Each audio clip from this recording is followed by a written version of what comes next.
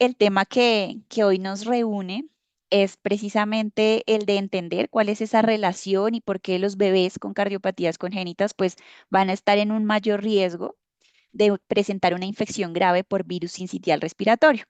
Entonces, bueno, como ya Julio César me presentó, es un placer estar aquí con ustedes. Mi nombre es Ángela Torres y pues el día de hoy vamos a hablar de este tema tan importante y del cual todos debemos conocer para proteger así a los pacientes más vulnerables. Entonces, bueno, muy bien. Antes de comenzar a entender esa relación entre el impacto del virus sincitial respiratorio en las cardiopatías congénitas, me gustaría que empezáramos entendiendo un poco el virus, ¿sí? Que es también pues el punto clave que nos reúne en esta mañana. Entonces, bien, el virus, este virus pues se denomina virus sincitial respiratorio porque precisamente es un virus que causa infección respiratoria. Entonces, por eso su nombre. Sincitial básicamente viene pues de su configuración celular. Sincitial se llama a las células que tienen múltiples núcleos, células multinucleadas, entonces por eso su nombre. ¿Qué es importante acá? Saber que el virus sincitial respiratorio es el virus más común y representa, es un virus muy común, perdón, pero representa el más común dentro de la infancia, los primeros años, en cuanto a infecciones respiratorias. Entonces se considera como uno de los patógenos más representativos en los primeros 2 años y sobre todo una de las principales causas de infección respiratoria aguda.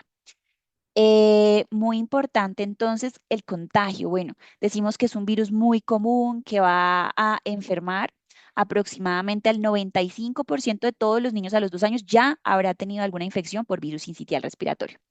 Ya vamos a ver qué es lo que también complica los desenlaces de los pacientes, porque si decimos, bueno, es un virus tan común, entonces, ¿qué es lo que pasa, no? ¿A qué pacientes es que va a afectar de una manera más importante?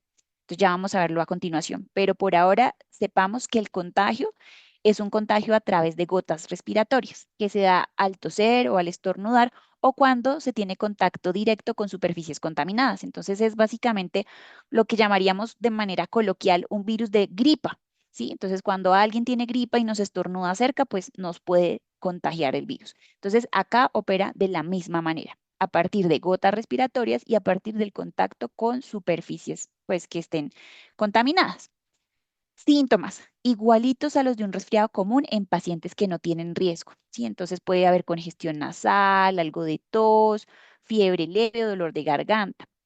Sin embargo, en los pacientes de alto riesgo, estos síntomas se pueden complicar y derivar en una infección grave, como lo es la bronquiolitis y la neumonía. Entonces, decimos grupos de riesgo. ¿Qué significa eso y por qué este virus, a pesar de ser tan común, puede tener consecuencias tan devastadoras en ciertos grupos? Y aquí lo vamos a ver de manera más detallada. ¿Quiénes están en alto riesgo de presentar una infección grave por virus sincitial respiratorio? Particularmente los bebés prematuros, sobre todo aquellos bebés que nacen por debajo de la semana 35. Esos bebés están en muy alto riesgo y debemos protegerlos, entonces tomar todas las medidas preventivas contra este virus. Entonces, por un lado, tenemos la prematurez. Por otro lado, vamos a tener el tema que hoy nos reúne también, que es las cardiopatías congénitas. Entonces, los bebés que nacen con enfermedades cardíacas, los bebés que tienen una cardiopatía congénita, van a tener pues un riesgo incrementado. En este punto, pues cabe resaltar que no entran todas las cardiopatías congénitas, sino aquellas que tienen repercusión hemodinámica, es decir, aquellas que son pues más complicadas. Más adelante vamos a entrar en detalle sobre el tema de las cardiopatías congénitas con repercusión hemodinámica. Y por otro lado, vamos a ver que el otro grupo de riesgo, de muy alto riesgo, al cual hay que prestar total atención, son a los bebés que nacen con enfermedades pulmonares, particularmente la displasia broncopulmonar. Entonces, estos tres grupos de pacientes neonatos recién nacidos van a requerir toda la atención y todos los cuidados para prevenir una infección grave por virus sincitial respiratorio. Esto pues porque estamos hablando también de los primeros años, ¿no? De la infancia, pero vale resaltar que el virus sincitial respiratorio también es un virus de muy alto riesgo en pacientes adultos mayores. Entonces tendríamos ya como esas cuatro poblaciones: los prematuros, los bebés con cardiopatías congénitas de repercusión hemodinámica, los bebés con displasia broncopulmonar, y a esto hay que sumarle el grupo de riesgo de los adultos mayores. Entonces, bueno, ya dijimos que el virus sincitial va a impactar de manera importante en cuanto a infección respiratoria aguda, que puede transformarse en bronquiolitis, que particularmente hace referencia a una inflamación de los bronquiolos, o a una neumonía, que pues claramente esto sería una infección ya de mayor severidad e impactaría la capacidad respiratoria del paciente. Esta diapositiva la quise traer porque me parece importante comprender las diferencias entre bronquitis, bronquiolitis y neumonía. Y es porque particularmente hemos escuchado más la palabra bronquitis. Bronquitis suele ser mucho más común y mucho más mencionada que la palabra bronquiolitis. Pero entonces la bronquiolitis es particularmente de pacientes pediátricos, y las diferencias pues vamos a encontrarlas en estos cuadros. Entonces la bronquitis hace referencia a la inflamación de los bronquios, pero no va a comprometer a los alvéolos. La bronquitis puede afectar a personas de todas las edades, siendo más frecuente en niños ya, o sea, en niños mayores, no en neonatos, por supuesto, sino en niños ya mayores y adultos. Los síntomas más comunes de la bronquitis van a incluir tos, falta de aire, bueno, secreción nasal, fiebre, escalofrío. Cuando hablamos de bronquiolitis, estamos hablando de un edema, una inflamación a nivel de los bronquiolos, pero todavía no se incluye la inflamación allí de los alvéolos, y es la causa más frecuente de hospitalización en los lactantes y en menores de 1 año. Entonces, muy importante saber eso, es la principal causa de hospitalización en menores de 1 año. Los síntomas de la bronquiolitis pues tienen similitud con los de la bronquitis, pero entonces va a incluir tos seca, sibilancia, es muy importante, ¿no? Esos silbidos que se escuchan a nivel del tórax del bebé pues son bastante dicientes y son un signo pues muy importante de la bronquiolitis. La secreción nasal, la fiebre, y también va a tener pues bajo apetito, dificultad para alimentarse el paciente. Y por otro lado vamos a encontrar la neumonía. La neumonía ya viene siendo la infección más grave. ¿Por qué? Porque además, pues está involucrando los alvéolos, que son las unidades estructurales del pulmón. Entonces, ¿qué va a pasar en la neumonía? Ya estos alvéolos se van a llenar de líquido o pus, entonces ya está una infección consolidada, una infección mucho más severa. Los síntomas van a incluir dolor torácico, pues al toser va a haber fatiga, sudoración, escalofrío, fiebre de difícil manejo, falta de aire. Y pues ya hablando de la neumonía, es la enfermedad inflamatoria más grave del sistema nervioso, perdón, del sistema respiratorio. Y pues bueno, ya este nivel de infección hay que tomar medidas muy importantes. Por supuesto, estamos hablando de un paciente hospitalizado, un paciente que muy seguramente, dependiendo también de su contexto y de la severidad de la infección, pues va a requerir de cuidados entonces vamos viendo también cómo, bueno, cómo este nivel de infección pues va a ir impactando mucho más al paciente. Y cuando vemos diferentes estudios alrededor del mundo, por ejemplo, encontramos que definitivamente el virus sincitial respiratorio es el patógeno que más causa pues infección respiratoria aguda grave, en este caso neumonía. Cuando hablamos de neumonía, en la gráfica que vemos en la izquierda, vemos que pues es el que puntea, ¿no? Es el que está de color rojo, y en los 2 primeros años va a ser el virus que más representa o que va a ser el principal causal de neumonía. Ya cuando el niño empieza a crecer, va a ir disminuyendo, ¿sí? Sin embargo, de los 2 a los 4 años tiene un altísimo impacto, y ya a partir de los 5 años, pues empieza a disminuir. Y ya, bueno, luego empieza a cambiar y vemos que, por ejemplo, el rinovirus empieza a tomar mayor protagonismo y, bueno, otros agentes causales. Y vemos otro estudio que se realizó en África y Asia. El primer estudio es de Estados Unidos. El siguiente, el que vemos a mano derecha, fue un estudio que se realizó en África y Asia con niños que no tenían pues inmunodeficiencia por virus del VIH. Entonces se analizaron cuáles eran las causas de neumonía en estas poblaciones, y se encontró que definitivamente el virus sincitial respiratorio fue el causal principal de neumonía, sí, teniendo un peso de más del 25%, evaluando pues dentro de los demás agentes etiológicos. Y ya cuando nos vamos a nuestro país, entonces, ¿qué pasa en Colombia? El panorama no es diferente a lo que acabamos de revisar en otros países y continentes, sino que vamos a encontrar definitivamente la misma relación. Pacientes hasta los 24 meses, bueno, en este caso lo seccionan hasta los 23 y luego de 2 a 4, sigue siendo el virus sincitial respiratorio tipo A y tipo B el agente etiológico más relevante como causal de neumonía. Entonces, muy importante ver cómo la data, pues, no varía, ¿no? En cuanto a que el virus sincitial respiratorio es un virus altamente prevalente en todas estas poblaciones. ¿Qué pasa, digamos, ya cuando vemos la tendencia de este virus en, pues, en nuestro país? Este fue un estudio que se realizó dentro del año 2013 al 2024. Y lo que vamos a encontrar es que hay una particularidad en cuanto al comportamiento del virus. Y esto lo traigo porque es necesario saber algo pues muy importante, un dato súper clave del virus, y es que el virus tiende a ser más presente en climas fríos, lluviosos o cuando hay variación de la temperatura muy marcada. Entonces, ¿qué pasa? Nuestro país, Colombia, es un país tropical. Por supuesto, sabemos, no hay estaciones. Eso hace que, bueno, las condiciones sean bastante raras en el sentido de que cuando nos vamos a otro país, un país con estaciones, nos vamos para Europa, nos vamos para Estados Unidos, el virus está muy presente en las estaciones de otoño e invierno, es un virus estacional. En el tiempo de verano incluso puede hasta desaparecer, pero en Colombia no pasa eso. En Colombia el virus está circulando durante todo el año, precisamente por nuestras condiciones climatológicas.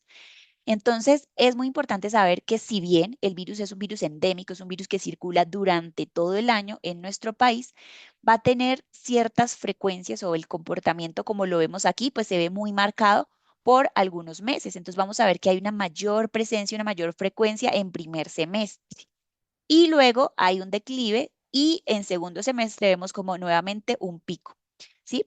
Eso significa las famosas épocas o tiempos que se llaman de pico respiratorio, ¿sí?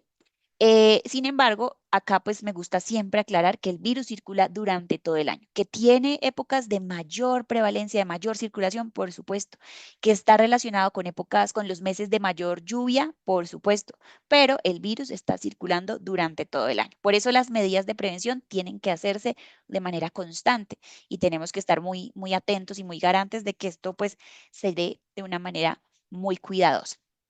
Este estudio es hecho en Bogotá, lo realizaron pues en una institución en Bogotá y lo que vemos es que se confirma pues como ese comportamiento que acabamos de ver de manera nacional de manera que encontramos picos en los meses de marzo a julio, luego el declive después del mes de julio y vuelve a iniciarse un pico en segundo semestre para que inicia en el mes de octubre y termina hacia enero del siguiente año. Entonces, acá pues un comportamiento errático que esto también llama la atención en el año 2021. Esto fue relacionado pues por la pandemia por SARS-CoV-2. Recordemos que pues el tiempo de cuarentena, el tiempo de aislamiento, hizo que los patrones virales también variaran de manera muy especial. Y si nos vamos a esta gráfica, vemos cómo en el 2020 hasta incluso desaparece durante unos meses el virus sincitial respiratorio.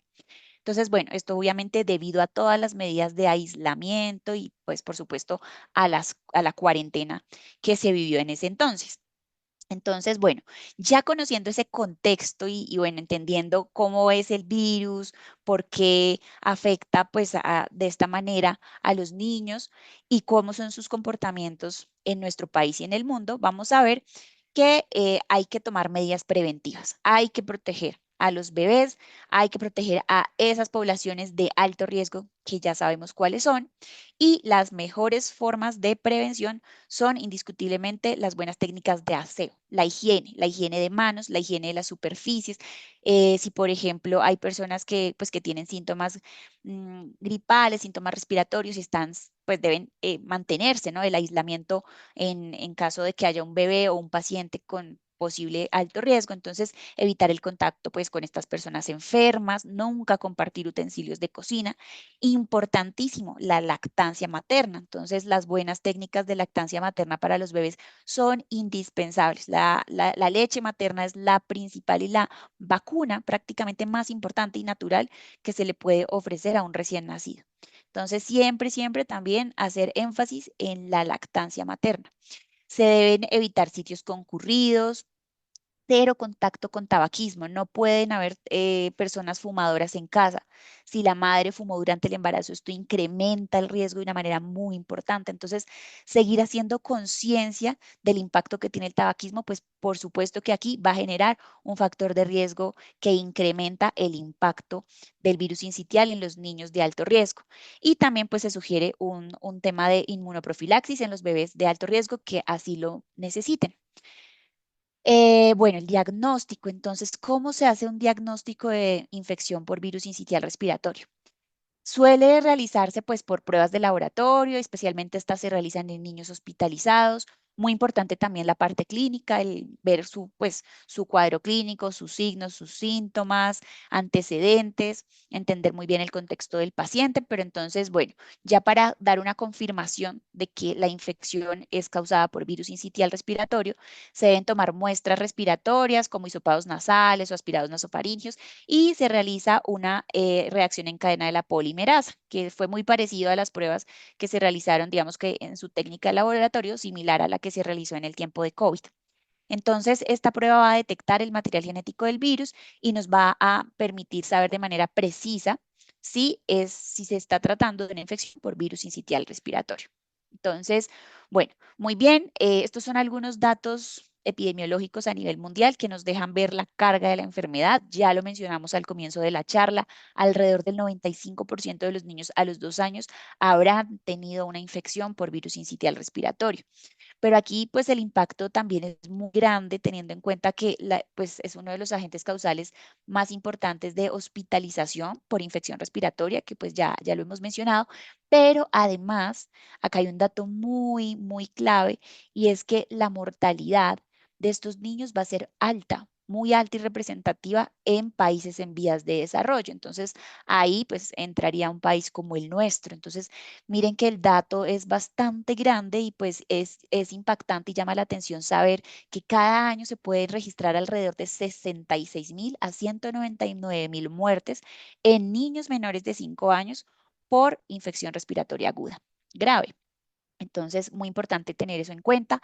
Estos son datos nuevamente de la OMS, en donde encontramos que en los niños en general, niños hasta los 5 años, el virus sincitial respiratorio va a ser la causa de más del 60%, pero cuando vemos en los lactantes va a ser la causa de más del 80% en los niños menores de 1 año.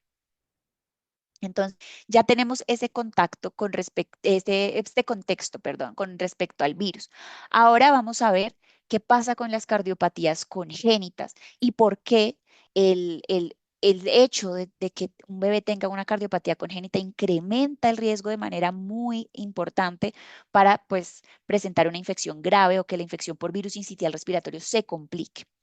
Entonces, bueno, antes de entrar a esa relación entre el virus y la cardiopatía, vamos a ver qué son las cardiopatías congénitas, recordar un poco pues estos conceptos. Entonces, recordemos que las cardiopatías congénitas son anomalías, ¿sí? Anomalías estructurales del corazón o de los grandes vasos.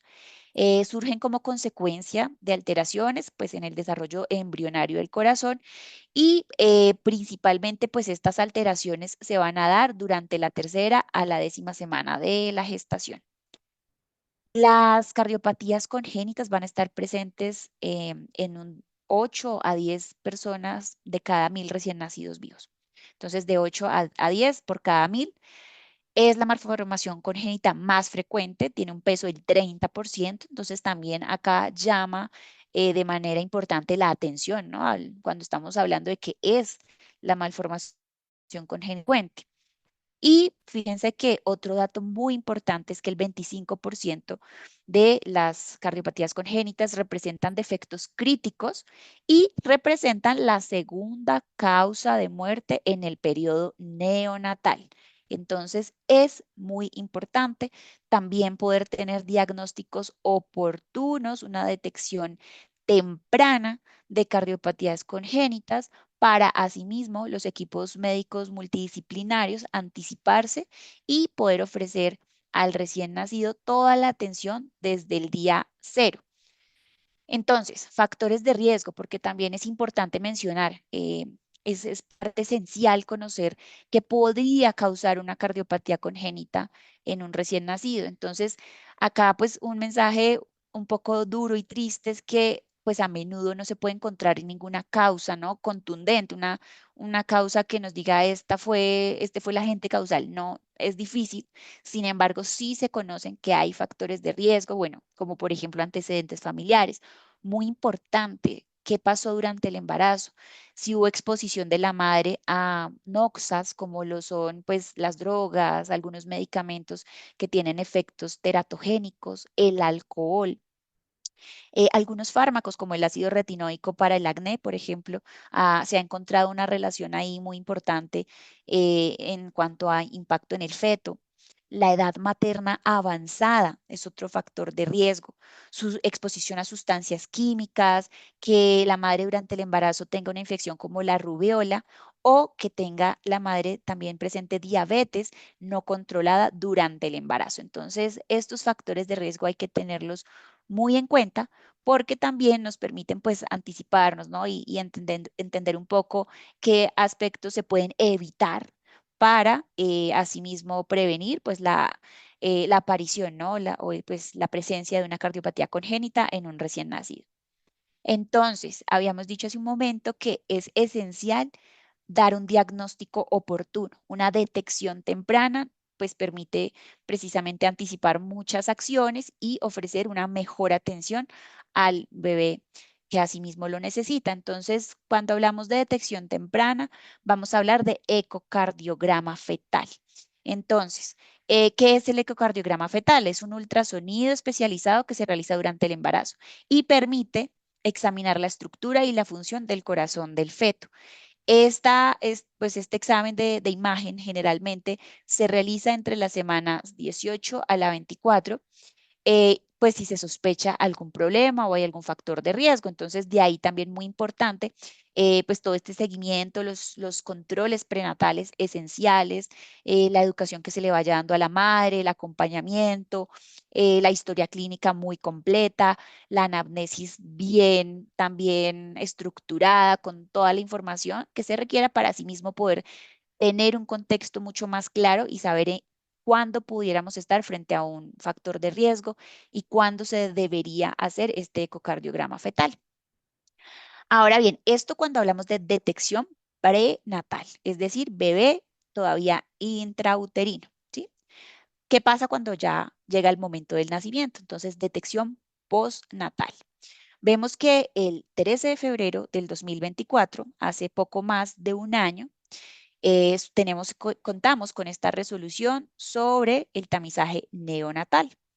Entonces, esto ya pues por ley nos dice que todos los hospitales, que todos los centros de salud donde se atiendan partos, donde pues hayan nacimientos, se debe por norma, por la resolución y porque así lo pues se obliga, ¿no? De parte del Estado, cumplir con el tamizaje neonatal. Un tamizaje neonatal bien aplicado puede generar pues unas consecuencias muy importantes en el sentido de la detección temprana de enfermedades, el poder actuar de manera oportuna y el poder hacer lo mejor de parte de los equipos multidisciplinarios para ofrecerle al paciente. Entonces, dentro de la detección postnatal y lo que nos plantea la resolución es el tamizaje. ¿Cierto? Muy importante, pues por supuesto al momento del nacimiento, un examen físico completo, un examen físico bien detallado. Ya en este caso, pues hablando puntualmente de las cardiopatías, entonces los médicos o el personal de salud que esté alrededor del nacimiento y alrededor del recién nacido pueden detectar efectivamente ciertas cardiopatías congénitas desde la observación desde ser muy cautelosos, muy detallados con este examen físico. Hay ciertos signos que son evidentes, como por ejemplo es la cianosis. La cianosis es la coloración azulada o violácea de la piel, sobre todo alrededor de la boca, en la nariz y en los deditos puede darse también. Y muy importante en el momento en el que se realiza pues la auscultación, encontrar, ¿no? Si hay algún soplo cardíaco o algún signo de insuficiencia cardíaca. Entonces, muy importante el examen físico. También encontramos que la oximetría de pulso pues se vuelve una herramienta también clave en la detección postnatal de cardiopatías congénitas, y la oximetría de pulso pues lo que va a hacer es medir el nivel de oxígeno en sangre, y también pues se utiliza para detectar cardiopatías congénitas críticas en el caso de que hayan variaciones importantes dentro de la oximetría de pulso postductal y preductal.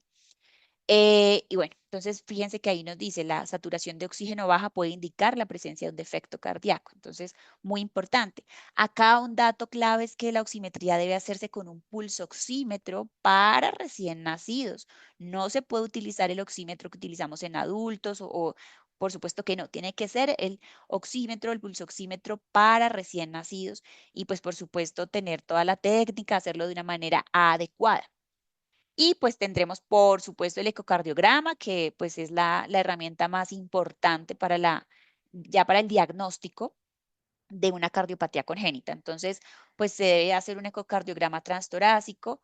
Es el método, por supuesto, de elección para evaluar detalladamente el corazón del bebé con sospecha de cardiopatía.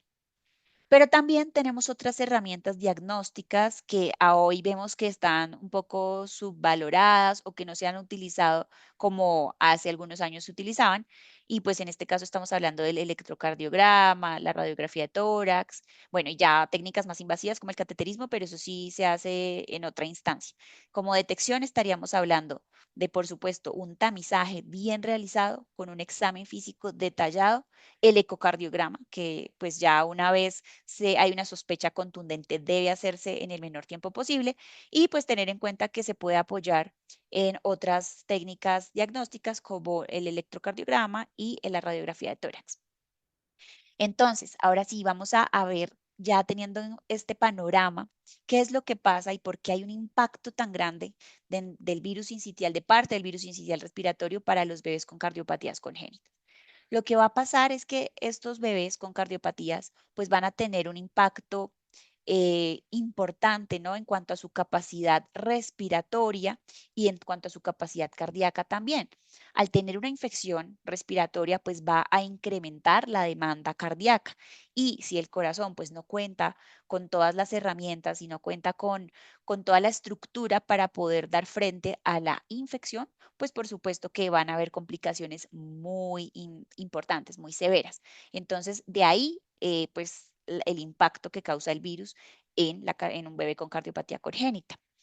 Va a haber mayor mortalidad, por supuesto, porque pues es un bebé de alto riesgo, es un bebé que no cuenta con todas las herramientas para lidiar frente a una infección respiratoria. También vemos que pues muchas cardiopatías congénitas tienen o el bebé está recibiendo pues algún medicamento que puede tener un impacto en su sistema inmunológico. Entonces, vamos a ver que diferentes frentes, hablando de sistema cardiovascular, sistema respiratorio y sistema inmunológico, se van a ver impactados, y esto pues va a generar que no se pueda dar un mecanismo de respuesta normal para que el bebé pueda pues contar como con sus defensas y con con todas sus herramientas fisiológicas para dar paso a su protección frente al virus, ¿cierto? Entonces va a haber total un panorama complejo en el que va a ser difícil que el paciente se defienda, ¿no? Frente a una infección grave. Entonces, bueno, hay un impacto pues muy grande. Ya hemos visto qué pasa también con un bebé con cardiopatía congénita, pues va a requerir unos procesos de hospitalización mucho más prolongados, y si a eso le sumamos una infección por virus sincitial, pues va a ser completamente más complicado el manejo. Sí, esto impacta también, hay una carga familiar, una carga económica en cuanto a los procesos de hospitalización prolongados. ¿Sí? Y por lo general, pues cuando hay complicaciones, el paciente va a requerir incluso ingresar a una unidad de cuidado intensivo. Entonces, esto pues supone bastante carga a todo nivel. Y es por eso que debemos velar para prevenir y proteger la infección por virus sincitial en los bebés con cardiopatías congénitas. ¿Qué consideraciones se deben tener para el manejo? Entonces, por supuesto, la prevención, la prevención que ya la mencionamos, el tener todas las medidas de protección, de higiene, la lactancia materna, el evitar el contacto con personas que tengan síntomas respiratorios y, bueno, muchas más técnicas del todo lo que es referente a higiene, distanciamiento, inmunoprofilaxis para proteger al bebé. Se debe tener un monitoreo cercano, por supuesto, y acá la indicación es que haya un acompañamiento pues que el manejo a estos pacientes se dé de manera multidisciplinaria. Es indispensable contar con equipo multidisciplinario que pues que dé soporte y acompañamiento a las familias, ¿no? De estos pacientes que tanto lo necesitan. Entonces, bueno, ya con todo este contexto y con todo lo conversado, pues entendemos cuál es ese impacto, qué es lo que sucede, ¿no? Y por qué es un llamado para todos, no solamente es para los profesionales de la salud, sino para todas las personas que tengan a un recién nacido en su casa, debemos proteger contra el virus sincitial respiratorio y más aún si es un bebé con cardiopatías congénitas. Entonces, pues eso era lo que les queríamos compartir el día de hoy. Muchas gracias a todos y pues bueno, estaremos abiertos también para próximos encuentros cuando nos necesiten.